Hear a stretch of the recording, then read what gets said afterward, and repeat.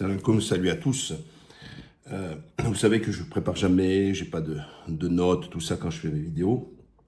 C'est une des rares fois où j'ai une difficulté. Parce que ça va dans tous les sens. Il y a tellement de l'horreur de ce qui se passe à Gaza. Et j'insiste, en Cisjordanie. Cisjordanie, bien avant le 7 octobre 2023.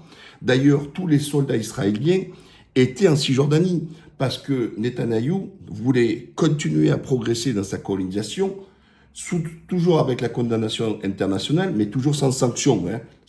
Vous savez, c'est comme dire à un élève ou à un enfant, ce que tu fais, c'est pas bien, mais jamais appliquer une sanction. Ça marchera pas. Donc, si on fait pas son temps à chaque fois à lui dire, c'est pas bien, ok, merci, ça t'a fait du bien, t'as dit ce que tu pensais, mais moi je continue. Et donc, Cisjordanie, ça continue, ils tuent aveuglement, ils détruisent des maisons, appuyés par des civils, armés, des colons, qui viennent aussi chasser de l'arabe, tout ça, etc. Ce sont des massacres. Et il veut qu'il y ait, entre guillemets, un 7 octobre venant de la Cisjordanie, pour justifier encore plus ces massacres, tout ça, etc. Aujourd'hui, et si un Palestinien, je vous rappelle que c'est un État occupé, sans militaires, donc sans soldats, sans armée, sans truc. Et quand eux, ils vont prendre les armes, rien que pour dans le cadre de la légitime défense, on va les traiter de terroristes. C'est ça. Souvenez-vous, hein, parce qu'on a tendance à l'oublier, en France, quand la France était sous occupation, donc, qui luttait? L'armée? Non. L'armée était sous l'autorité de l'occupation. La police était sous l'autorité de l'occupation. Les politiques, comme Pétain, l'ami des Zemmour, étaient sous l'autorité de l'occupant, pardon. Et c'est qui? C'est des civils, c'est mélangé peut-être avec des militaires qui étaient récalcitrants. C'est pour ça qu'on appelle l'appel de Gaulle, etc. C'est ça, c'est inciter les gens à prendre les armes et à se défendre pour leur liberté. Si aujourd'hui, quiconque fait une vidéo demandant au peuple palestinien le même appel qu'a fait De Gaulle à la résistance et tout ça, à l'occupation, en France, il prend perpète. Terroriste, tout ça, etc. Non, non. Et je vais en venir aussi du pourquoi les médias n'en parlent pas, tout ça, etc. Donc, parlons de Gaza. Il y a eu un moment donné, quand Trump, avant d'arriver, ils avaient fait envoyer pour négocier, pour obtenir un cessez-le-feu. Et la politique du dialogue a payé, puisqu'il y a eu des libérations des deux côtés. Je vous rappelle qu'en Israël, encore, on dit un État démocratique par rapport aux élections, tout ça. Mais les Israéliens eux-mêmes remettent en cause les dérives qui ne sont pas démocratiques.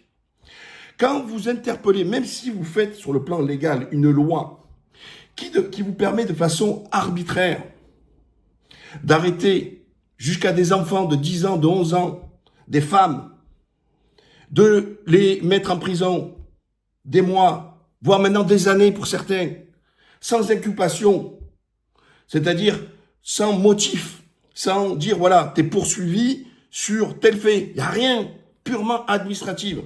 Ce qui empêche à ces Palestiniens d'avoir un droit de défense. Qu'est-ce que c'est un droit de défense? Dites-moi ce qui m'est reproché, je prends un avocat et on se défend. Vous avez une instruction, vous avez un jugement. Là, non, c'est du pifomètre. Et ça, pas remis en cause. Donc un État démocratique permet toujours, dans un système judiciaire indépendant, d'accord, de pouvoir le droit à la défense. Et il n'y a pas de ne pas faire d'arrestation arbitraire. Il y a toujours un motif, d'accord? C'est comme ça que ça marche. Et donc par décision administrative. D'ailleurs, en petite parenthèse, l'Occident commence à copier un petit peu. En France, on a commencé à faire des procédures administratives permettant aux politiques d'agir à la place de la justice. C'est ce qui s'était passé avec Arotayo, sur Doualem, les youtubeurs, tout ça, etc. Allez, tiens, tu prends et tu dégages. Non. D'ailleurs, la justice a dit non, ça marche pas comme ça. Tu prends une décision comme ça, mais il y a des droits de recours et les tribunaux qui sont là pour trancher justement ces litiges. Et donc, à Gaza, donc la discussion a permis de libérer des deux côtés les otages. Et puis donc, on voit bien que quand ça parle, que ça discute, on obtient. Et puis Netanyahou, il a le feu. il a le feu dans son camp. Et depuis le début, reprenez toutes mes vidéos. Depuis il y a 1 an ou 2 ans, je vous disais, attention, dès le départ, après le 7 octobre, Netanyahou va faire du crade, il va continuer le crade. Plus, en fait, Netanyahou est en danger sur son poste, d'accord? Plus il va faire des massacres. Il en a rien à foutre des Palestiniens, il en a rien à foutre de la vie, il en a rien à foutre de tout ça. Mais les voix s'élèvent en Israël. En Israël, il s'est passé deux étapes. La première étape, c'est l'après 7 octobre, à majorité des Israéliens, pour pas dire à 99%, ils voulaient la vengeance. Certains disent qu'il faut les punir, tout ça, etc. Et il y avait aussi, donc ils étaient dans l'émotion, et donc, à l'avant, il faut les massacrer, tout ça, il faut les dépouiller, tout ça, etc. Mais aussi, il y avait une forme de revanche sur les Allemands, alors que c'est pas les Palestiniens qui sont responsables de ce qu'ils leur ont fait les Allemands, en disant, oui, à l'époque, on n'a pas pu se défendre, mais maintenant, on a un État, on peut se défendre, donc la revanche. Mais ils se trompent de public. Là, ils font, en fait, non pas la revanche match retour avec les Allemands, ils copient les Allemands dans leur génocide. Vous voyez, c'est comme ça. Et puis le temps passe, toute cette politique de bombardement, massacre, commence à se rendre compte. Moi, j'ai voyagé, j'ai vu encore en Équateur des Israéliens et tout, ils se cachent, les Israéliens. Alors quand ils ont une double nationalité, ils cachent leur passeport israélien, ils utilisent. Alors comme ils viennent de la plupart de l'Est ou des pays, etc., la plupart, ils viennent avec passeport bulgare, le passeport polonais, le passeport... oui, ils cachent, d'accord? Parce qu'ils se rendent compte qu'il y a des tensions. Ils se rendent compte qu'ils sont aussi bannis dans certains pays. Ils ne pouvaient pas aller en Malaisie, ils ne pouvaient pas aller en Indonésie, tout ça, etc. Donc ils sentent. Et quand ils voyagent, ils se rendent compte que il n'est pas bon de dire « je suis israélien ». Et puis, le raisonnement dit « ok, on a tout massacré, mais là, en tuant les enfants, tout ça, etc., on va fabriquer des haineux ». Et là, la raison commence à revenir, vous voyez? Il y a eu ce petit déclic, on est passé de l'émotion, il faut tout massacrer, à attention, on est en train de peut-être d'amplifier le phénomène, parce que dans les 50 000 morts, ils ont tous une famille directe et indirecte, et ça représente des centaines de milliers de personnes qui veulent aussi leur match retour, d'accord? Donc en fait, c'est contre-productif.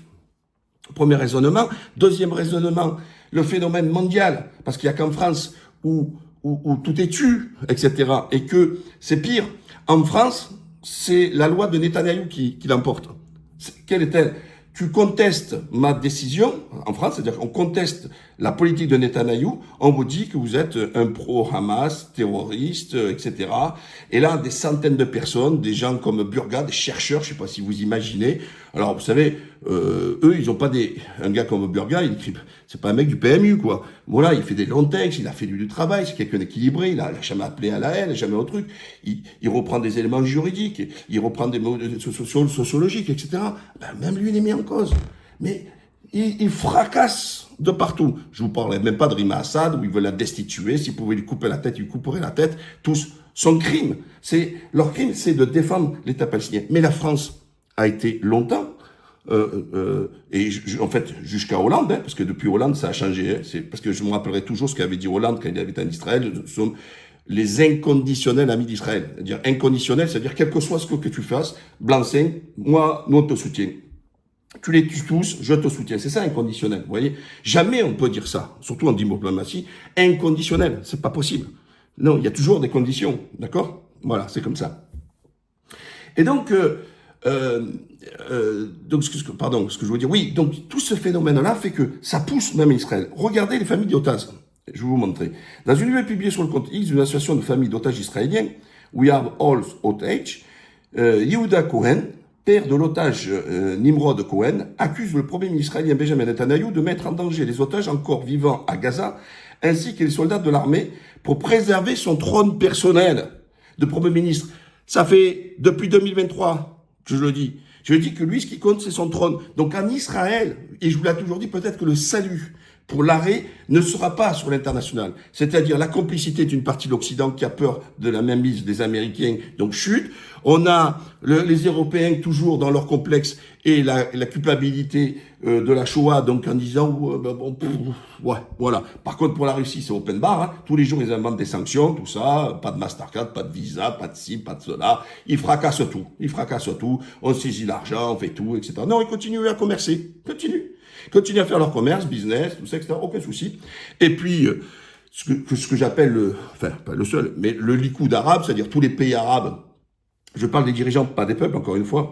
Je fais toujours une séparation entre les peuples et les dirigeants, qui, pour eux, les Palestiniens, c'est un caillou qui les dérange pour continuer à faire leur business avec Israël, etc., notamment sur les technologies, des fortes hautes technologies d'écoute, d'espionnage, non pas pour défendre leur pays, mais pour mieux contrôler et censurer et sanctionner leur propre peuple. Voilà, hein, parce qu'ils ont peur, hein, toutes ces dictatures des pays arabes, etc.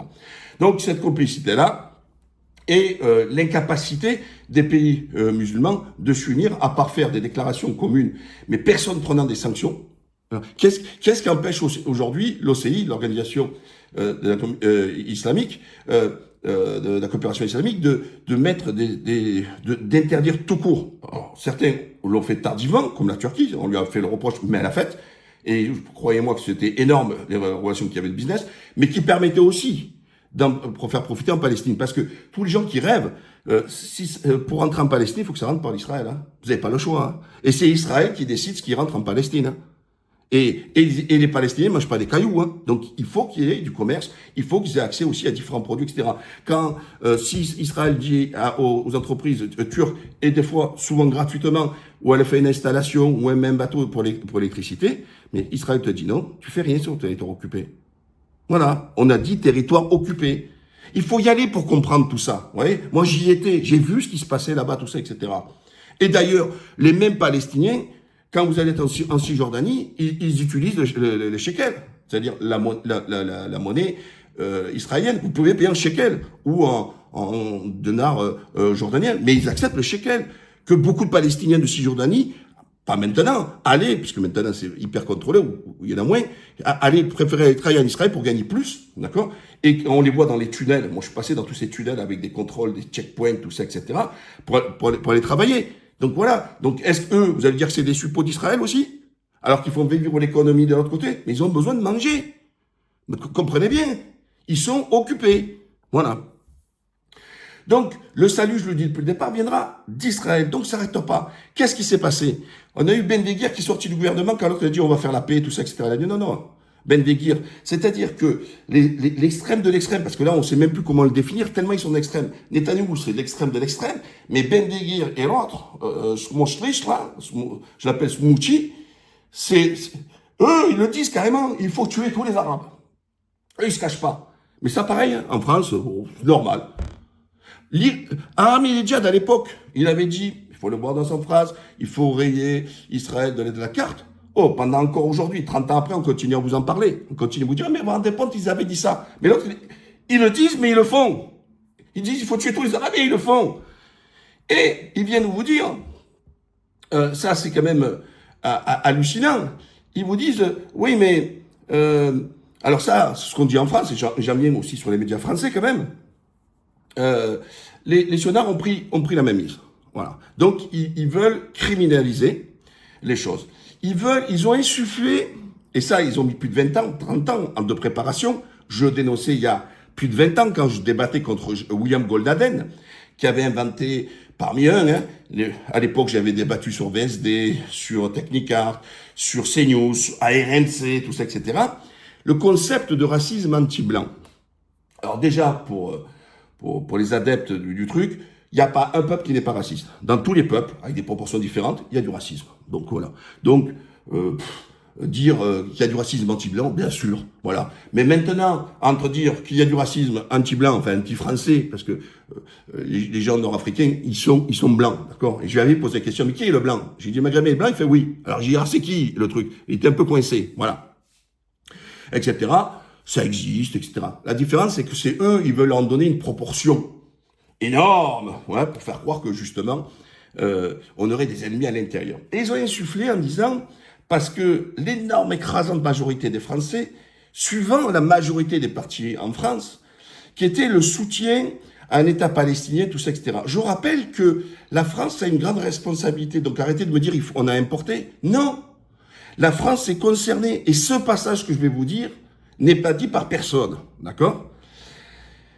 Quand il y a eu la chute de l'Empire ottoman, deux émissaires, en secret, Sykes et Picot, ont fait des accords de partage de la découpe, le saucissonnage de l'Empire ottoman. La Syrie, l'Irak, la Jordanie, tout ça, etc. Ils étaient à se partager, eux, sous le contrôle, 4 pays sous la France, 4 pays pour les Anglais, et le statut international pour la partie, on va dire, Cisjordanie et Israël, la Palestine, si vous préférez. À l'époque, c'est plutôt la Palestine. Donc, il y a eu ce partage.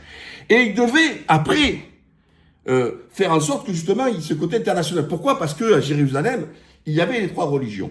J'avais déjà fait une vidéo d'explication, je ne vais pas revenir dessus, et qu'après, il y a eu la Shoah, tout ça, etc., et le terrorisme de juifs qui ont été marqués en Israël, et les Anglais ont pété les plombs. La conjonction entre ce qu'ils ont souffert, comme ils disent en Europe, mais ils n'ont pas filé un territoire européen, plus le fait c'était ingérable, il y avait trop de terrorisme, et dit, voilà, on crée l'État israélien, et on fait les accords de ce qu'ils appellent, eux, aux Nations Unies de 48, et on laisse la part française. Les pays arabes n'avaient pas accepté qu'ils prennent un morceau de leur territoire, tout ça, etc. Vous connaissez la suite. Donc la France, étant partie prenante avec les Anglais de la découpe de l'Empire ottoman, parce que je rappelle que c'est vrai que les Israéliens disent « Ouais, mais la Palestine n'existait pas avant. » Ouais, Israël n'existait pas non plus. Hein. Ah oui, c'est sûr. À qui était le territoire? C'était une conquête ottomane. Voilà. Donc donc la réalité, elle est là. Mais ça, personne n'en parle, d'accord? Donc c'était turc, voilà, c'est tout. Ce territoire était turc, voilà.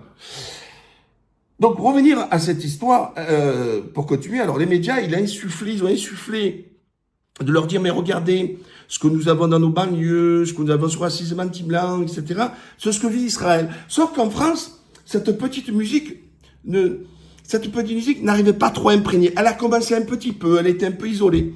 Et aujourd'hui, elle est devenue majoritaire dans les médias, parce qu'il y a le groupe Bolloré et tout ça, qui, encore une fois, ne donne pas une information, mais fabrique une information pour mieux contrôler vos cerveaux et pour mieux vous manipuler à travers les trucs.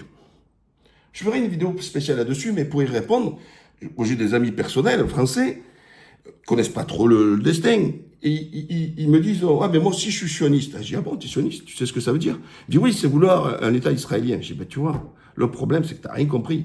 Le sionisme, comme le capitalisme, le libéralisme, le marxisme, et tout ça, etc., c'est une idéologie. D'accord? Ça n'a rien à voir avec l'État d'Israël. C'est le grand Israël dans son ADN, c'est-à-dire qu'il englobe aussi l'Égypte, une partie de la Syrie, enfin bref, c'est le grand Israël. C'est ça le sionisme. Le sionisme, c'est une idéologie de conquête de territoire, plus que l'État d'Israël aujourd'hui sous ses frontières. Là, on parle même pas des frontières de 48, de 67. Là, ils veulent carrément tout englober. Et là, c'est là où ils font erreur.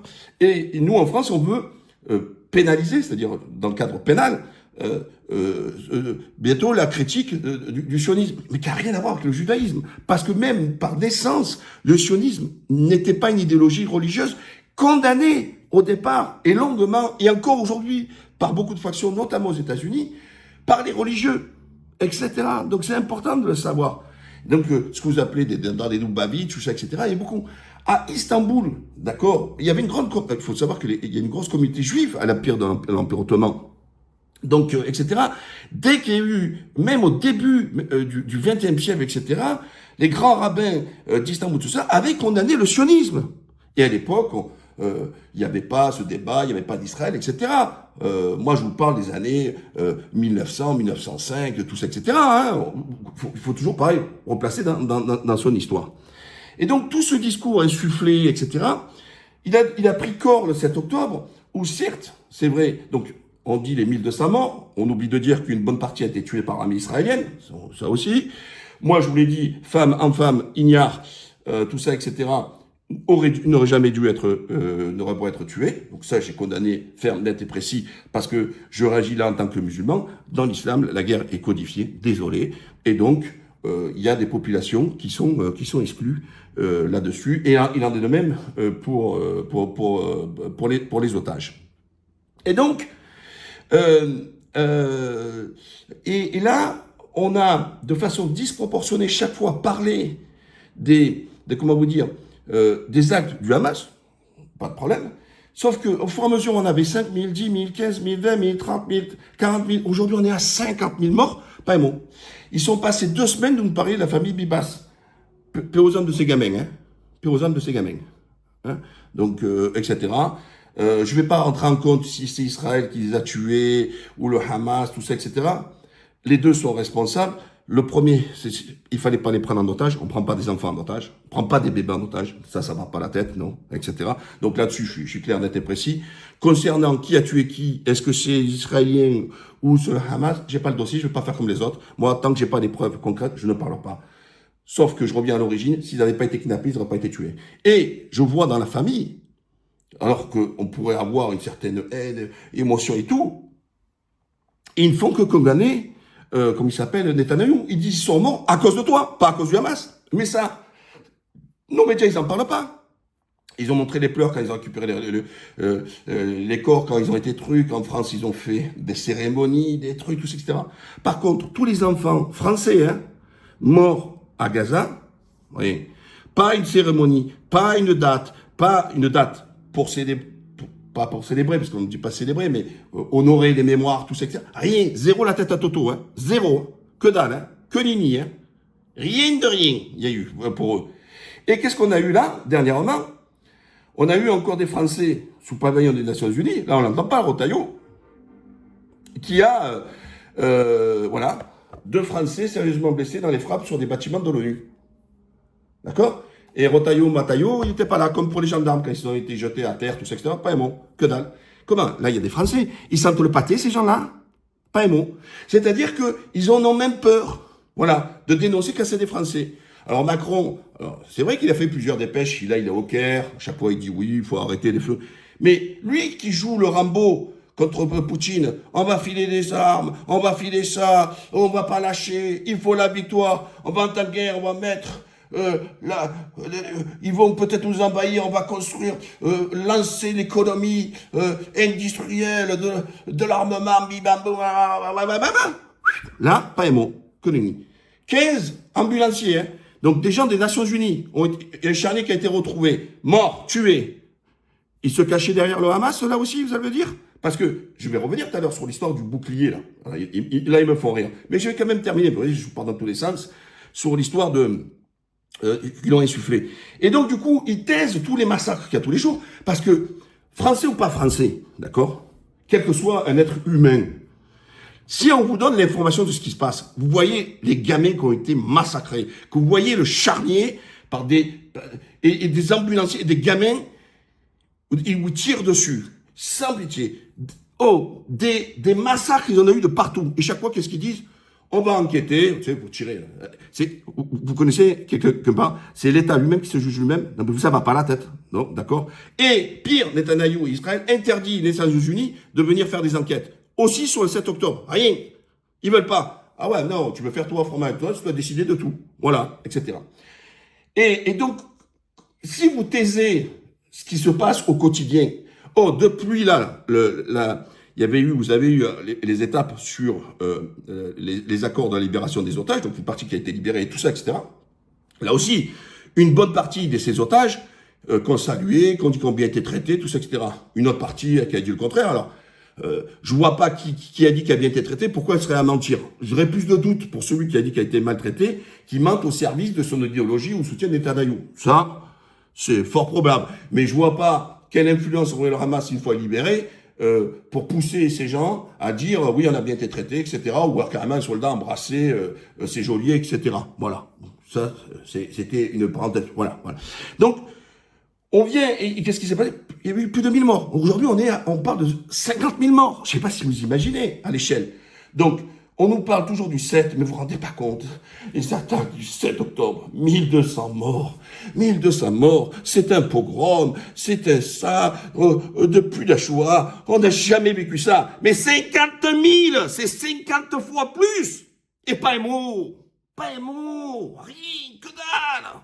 C'est rien, c'est que de la merde. On sait bien que pour un occidental, que vous dites pour un blanc, un vaut 1000 arabes ou 100 000. C'est comme ça. Donc vous vous rendez compte, c'est gravissime. Sauf que une population en France, alors, ceux qui suivent à travers le réseau voient l'horreur, sont consternés. Beaucoup vont dans les rues, presque tous les jours, presque certains, etc. Mais c'est loin de la masse. Parce que si on permettait la vraie information, pourquoi c'est important? Qui voyaient la réalité, d'accord, normale de ce qui se passe, dans les deux sens, honnêtement, chaque individu, chaque Français pourrait dire, oh là là, ah ouais, là, c'est disproportionné. Là. Mais s'ils attendent toujours la pleurnicharde du CRIF, ils entendent toujours l'histoire du truc. Quand on attend sur l'histoire de Bibas, mais on n'écoute pas la famille Bibas qui condamne Netanyahou, mais on a que des gens qui parlent au nom de la famille Bibas. Mais il n'y a pas quelque chose qui ne va pas là-dedans.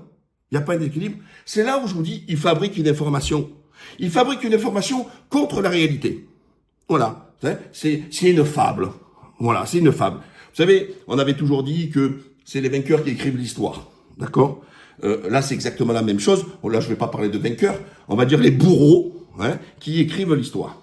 Et donc, ce petit aujourd'hui, l'extrême droite a épousé, et on voit tous, les Klasfeld, tous et tous, en disant, en gros, ils enlèvent leur fatwa anti-Le Pen, ils disent, ouais, ben aujourd'hui, c'est LFI, les antisémites, le RN, maintenant, il est acceptable. On a vu Meir Habib, le plus gros sionard qui était au LR, ou à l'UDI, tout ce que vous voulez, avec Jordan Bardella, il embrasse et tout, en Israël. On a vu Bardella qui est allé faire les courses, il a eu la bénédiction, il est allé sur le mur des lamentations, avoir la bénédiction, tout ça, etc., d'Israël. Voilà, maintenant il est là, il est prêt, il peut être même candidat si Marine ne gagne pas un appel, tout ça, etc., ou enfin, elle évite l'inéligibilité. Voilà, Taïbéa, bien sûr, accompagné de la famille de traîtres, je parlerai bien sûr de Marion Maréchal Le Pen, où je rappelle que son père biologique, ancien journaliste, était, on a appris le jour de sa mort, qui était un espion, c'était un journaliste français payé par le Mossad, par les services secrets israéliens, et qui était un espion israélien. Eh ben là, on n'a pas le côté caché, on a Marion qui roule pas pour la France, qui roule aussi pour Israël, etc. Et alors on va me dire, mais pourquoi Mourad? Alors, est-ce que je suis mytho? Est-ce que je suis parano? Je vous parle des faits, ils sont concrets.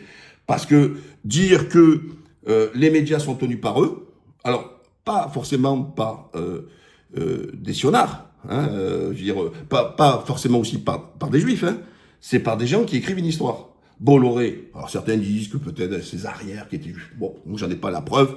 Moi ce que je constate, c'est que dans tous ces médias, il a pris une position, c'est pro-israélien, et il faut attaquer les musulmans, et attaquer les musulmans comme un corps étranger à la France, l'ennemi de la France, tout ça, etc. Lui, se revendique chrétien, contact, jusqu'à la preuve du contraire, etc. Donc, il fabrique. Sauf que les vrais chrétiens en France ont toujours été du côté des musulmans. Ceux qui sont orthodoxes depuis des années, etc., parce qu'ils partagent, c'est les frères du livre, tout ça, etc. Donc ça, on va dire, les vrais. Mais ceux qui se servent, je vous le dis toujours, c'est des fakes. Ceux qui se servent, soi-disant, de leur identité, pour qu'ils parlent d'identité, mais seulement pour sévir et pour taper les musulmans, c'est une posture. La même posture que certains, quand ils tuent, ils font chromer des actes terroristes et qui disent au nom d'Allah ou au nom de musulmans. Voilà. Désolé. Etc. C'est exactement les mêmes. Voilà. Ils prennent une stature, en gros un emblème, soi-disant, pour se dédouaner. En fait, ils dépendent d'une cause et compagnie. Donc du coup, aujourd'hui, à force, je rappelle que l'affaire Bibas, ils en ont parlé pendant 2 semaines, et les Palestiniens, il n'y a pas un mot. 18 000 gamins. Je ne sais pas si vous imaginez. Alors, attends. Alors, je vous relis là. L'armée israélienne a indiqué vendredi que les 2 frères Bibas, âgés de 8 ans et 4 mois dans leur enlèvement par le Hamas en Israël et amenés à Gaza, avaient été tués par des terroristes en main nue. Ariel et Kéfir, désolé si j'arrive pas à prononcer son nom, c'est Kéfir. Bibas ont été tués de sang-froid par des terroristes. Les terroristes n'ont pas été tirés par les jeunes garçons, ils ont tué en moins. Ensuite, ils ont commis des actes. Alors, c'est où que c'est écrit là? Je voulais voir. Voilà. La famille Bibas accuse Netanyahou d'avoir abandonné les otages. La famille Bibas accuse le Premier ministre Benjamin Netanyahu d'avoir abandonné ses membres enlevés par le Hamas. Il n'y a pas de pardon pour les avoir abandonnés le 7 octobre, ni pour les avoir abandonnés en captivité. Monsieur le Premier Benjamin Netanyahu, nous n'avons pas reçu d'excuses de votre part dans ce moment douloureux, a déclaré Ofri Bibas, la sœur de l'époux de Shiri Bibas, Yarden Bibas. Dans un communiqué, elle a ajouté que la famille attendait toujours de connaître le sort de sa belle-sœur, Shiri Bibas. Voilà. Ok? Voilà. Ça, c'est la réalité. Ok? C'est la réalité. Ensuite, pour revenir aussi, quand on vous dit, alors ça ils adorent dans les médias, tous les chroniqueurs, tous les gens qui sont sur les plateaux, pour être pas autour d'un comptoir de bar de PMU. Oui, mais s'il y a des civils qui sont morts, c'est la faute du Hamas, c'est un bouclier humain. Et qu'est-ce qu'on apprend? Alors, là aussi, vous n'allez pas me dire, je le prends pas d'El Watan, je le prends pas d'un média, comment ça s'appelle arabe ou prononcé, je prends d'un média israélien où on apprend beaucoup de choses souvent. Alors, certains ils vont le disqualifier parce qu'ils trouvent qu'ils sont d'extrême gauche ou de gauche en Israël. Mais bon, c'est un média comme un autre, qui s'appelle Haaretz, d'accord? Souvent, je le prends, Haaretz, d'accord? Et qu'est-ce que dit Haaretz? Vous pouvez le voir aujourd'hui. Alors, bien sûr, il parle du Qatar Gate. Là aussi, carton rouge au Qatar. Hein. Comment vous n'avez pas honte d'avoir filé, engraissé Netanyahou? Le Qatar, il y a des choses à dire là-dessus. Hein. Putain, c'est incroyable ça. Comment vous avez pu payer la corruption avec celui-là? C'est incroyable. Alors, vous voyez, regardez. Haaretz, et qui parle et qui dit, regardez, vous voyez, 50 000 Palestiniens ont été tués à Gaza, c'est comme ça que c'est passé jour par jour. Vous vous rendez compte? Ils parlent des 50 000. Et eux, ils disent pas, parce que les autres, alors, pour disqualifier, pour amoindrir les chiffres, ils disent oui, mais selon les chiffres des ambulances du Hamas. Pas une structure officielle au monde a remis en cause le nombre de morts. Pas un. Pire, ou mieux, ou je sais pas comment il faut plus dire, des structures internationales, rien à voir, hein, anglaises, tout ça, etc. Eux, ils pensent que c'est sous-estimé carrément. Vous voyez, je sais même pas comment dire, c'est pire, c'est pas mieux. Je veux dire mieux dans le sens que ça va au-delà des chiffres qui avaient été donnés. Gaza, presque tous les pelotons de l'armée israélienne détiennent un bouclier humain, une sous-armée d'esclaves palestiniens. Là, ici, d'accord? Voilà la réalité. Alors, vous pouvez appuyer sur votre truc, vous traduisez en français, si vous ne parlez pas anglais. À Gaza, presque tous les pelotons. Alors, qu'est-ce que ça consiste? Les soldats israéliens prennent des Palestiniens devant eux, ils mettent pas un bouclier, ils s'en servent de bouclier. Donc, en fait, dans ceux qui nous disent que la Hamas s'en sert de bouclier humain pour avoir tué les civils, c'est les soldats israéliens qui ont trouvé une méthode de bouclier en mettant des Palestiniens devant pour les faire tuer. Ou rentrer dans certains endroits pour voir si ça saute, c'est un Palestinien qui meurt et pas un soldat. Mais qui peut dire qu'un État de droit peut faire ça?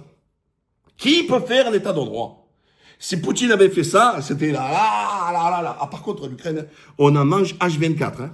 H24, ils vont dire oui. Mais comme dirait BFM, ils ont les mêmes voitures, tout ça, etc. Sauf que sur l'Ukraine et la Russie, la France n'a aucune, histoire. Elle n'a aucune responsabilité. Arrêtez vos âneries. Sauf que je reviens sur l'histoire de la Palestine, etc. Elle a une responsabilité parce qu'elle a participé à la découpe de l'Empire ottoman.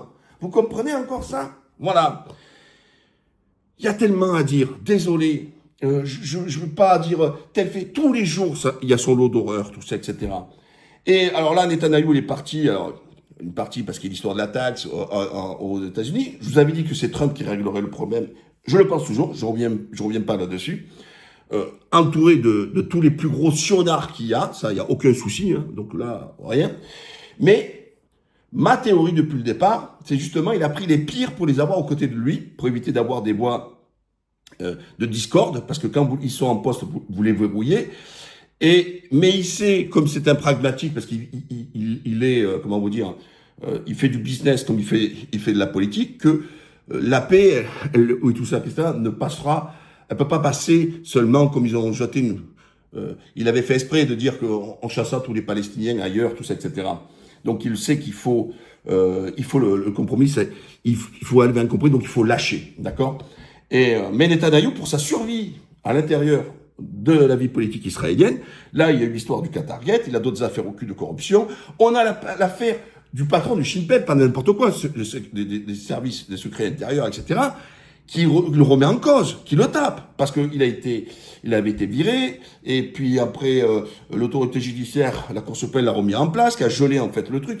Ça part dans tous les sens. Bennett, son concurrent direct et qui est de droite, il vient en soutien.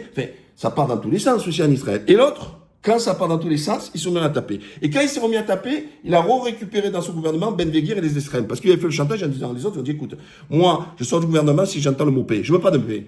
Hop, il est sorti du gouvernement. Et comme lui, il est fragilisé, et qu'il doit sa majorité seulement à quelques postes, à quelques députés de cette extrême, de cette extrême, de cette extrême, de cette extrême, de cette extrême, de cette extrême, de cette extrême, de cette extrême droite, il veut pas la perdre. Il n'a pas envie d'être renversé. Alors qu'est-ce qu'il fait? Il arrête ce qu'il a donné comme accord à Trump. Il s'est remis à taper. Comme ça, il a récupéré ce qui lui permet d'avoir une marchité au Parlement à la Knesset. Et voilà. Mais aucune feuille de route. Vous voyez, il n'y a pas de feuille de sortie. Les otages, tous ne sont pas encore libérés, etc. Alors que les faits donnent raison à la diplomatie. C'est quand tu discutes, vous trouvez des points de convergence et d'une part et l'autre, chacun a libéré ses otages. Parce que les Palestiniens qui sont dans les zones israéliennes, la grosse partie, c'est pas des prisonniers, hein, c'est des otages. Voilà. Parce que quand je vous le dis, quand vous êtes arrêté sans motif, de façon arbitraire, voilà. Et des gamins. Je parlais même pas de l'État, des gens, quand ils sortent, le mec, il fait 5 kilos, il reçoit, il fait 40 kilos, hein. Ou les mecs, qui sont complètement fracassés. La torture, qui a été reconnue, pas de truc, etc. Les Nations Unies, les représentants des Nations Unies, tous les jours, ça gueule, ils condamnent, etc. À la vue de tout le monde, est toujours rien. Les peuples, même à Rabat, vous voyez, le roi du Maroc, il s'est couché devant Israël, etc. Hein, ils doivent le tenir sur d'autres choses, plus les affaires de Pegasus avec la France, etc. Donc ils le tiennent, hein. Le roi, ils le tiennent, hein. Donc c'est pas vrai. Mais la population n'a rien à voir. Ils étaient des centaines de milliers dans les rues, tout ça, etc. Ah, oui, etc. Donc, et dans tous les pays, je dis encore une fois, je parle pas des dirigeants, je parle de dirigeants, je parle pas des peuples, de grâce, etc. Donc voilà, ce qui est en train de se passer, c'est pour ça. Alors certains me disent ouais c'est complexe. Non, c'est pas complexe. C'est pas complexe. Tu rends ce que tu as volé, c'est-à-dire Israël, tu rends ce que tu as volé sur les territoires.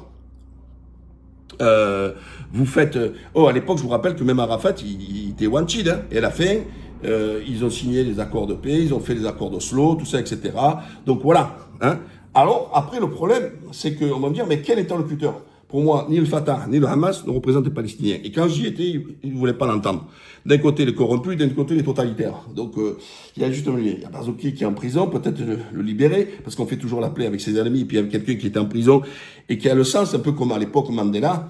Voilà, quand tu as goûté un peu à tout ça, et que tu veux le meilleur, et moi, je serai le premier, après toute attaque, si il y a une Palestine libre, hein, je parle, etc., et s'il y a une attaque après un Palestinien en Israël, je serai le premier à le condamner. Je serai le premier à condamner parce que t'as pas à aller attaquer dans un pays souverain, tout ça, etc. Mais il n'y aura pas. Hein, au contraire, s'il y a un État, ils vont pouvoir au contraire ouvrir leur truc et continuer à faire du business avec des va-et-vient pour la création d'entreprises, va-et-vient pour les employés, tout ça, sur le plan économique, etc. Donc voilà, c'est sûr et certain. C'est sûr et certain. Mais si vous n'arrivez pas à comprendre que le danger vient du sionisme, d'accord? Cette idéologie nauséabonde qui veut encore plus de territoire. Regardez, on parle de Cisjordanie, en anglais on dit West Bank, et les autres ils nous parlent de la Judée, Marie, je sais pas qui là, Judée Saint-Marie ou je sais pas qui. Ils ont même pas le nom. Je dis ah non. Pour eux, si vous préférez, les Palestiniens qui sont en Cisjordanie, pour eux ça n'existe pas. Ah non, tout ça c'est à nous. Ça, c'est à nous parce que c'est écrit dans la Torah. Et les autres, même en France, les chouanards, hein, qui sont pas de confession juive, oui, mais regardez, c'est écrit sur la Torah. Alors, dans ces cas, il faut appliquer tout ce qui est écrit dans le Coran en France. Ben oui, si votre cadre de référence, c'est la Torah, ben on va prendre le cadre de référence, c'est le Coran. Ah, mais là, on dit, ah non, c'est la charia. Ah non, il n'y a pas de place à la charia. Ah ben, il faut savoir, donc c'est quoi? C'est la Torah, c'est la place? Bon. Désolé, j'en ai 1 million encore à dire, mais oui, on est déjà presque à 40 minutes. Surtout, abonnez-vous, partagez massivement. Moi, je compte vraiment sur vous parce que les médias ne font pas leur rôle et nous, on a un devoir d'explication et de faire de la pédagogie. Ok? Allez, salam alaikum.